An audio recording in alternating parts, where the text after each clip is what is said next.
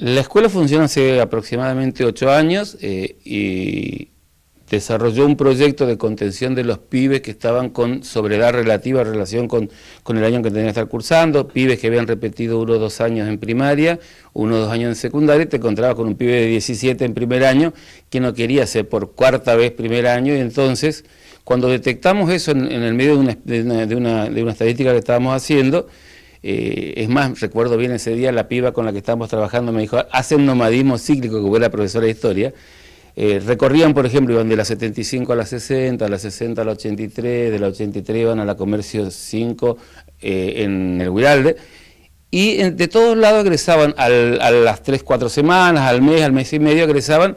Y nosotros dijimos, ¿cómo paramos esto? ¿Cómo logramos que se relacionen con una institución y permanezcan? ¿Cómo logramos cambiar la mirada expulsiva esa que tiene la escuela secundaria común con el chico que tiene dificultades? En esa época ni siquiera como ahora el nivel de adicciones y problemas que tenían los pibes era menor.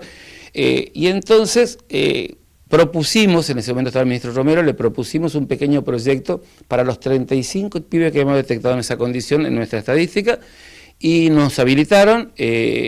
Y nos dio buen resultado. En 3 años era un monstruo de más de 500 personas, se independizó, y cuando se independiza empezamos a tener problemas en cuanto a las dificultades que tiene el Estado, dificultades porque quiere, pero que tiene el Estado en metabolizar estas experiencias que son muy creativas, creativas inclusive desde el nivel laboral, no solamente pedagógica, porque nos encontramos que tenía chicos que eran menores de 18, porque eran chicos para ir a un BLA, pero que eran grandes para ir a la escuela común.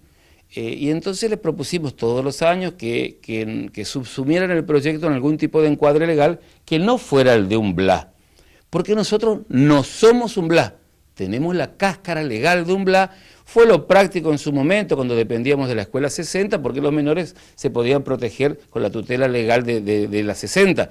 Cuando nos independizamos nos encontramos con un problema, porque seguimos teniendo muchos chicos menores que no reciben ninguna escuela. Entonces nosotros en este momento nos encontramos con ese debate. Concretamente hoy le están pidiendo que se adecúen, digamos, a otra modalidad de enseñanza para adultos, digamos, y esto significaría cambiar la estructura de la escuela, significaría recortes de horas.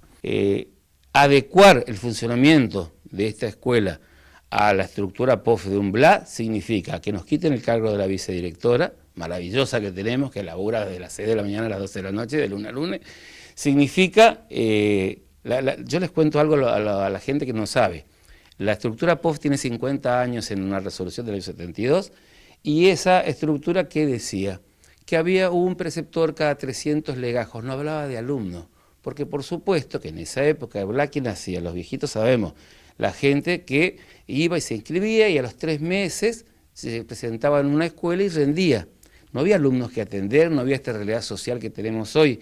Y entonces pretenden que nos adecuemos a eso. En la práctica, adecuar la estructura de la escuela Mariano Ferreira, que tiene jóvenes, adultos, menores con sobriedad, pero menores, que no pueden ir a un BLA,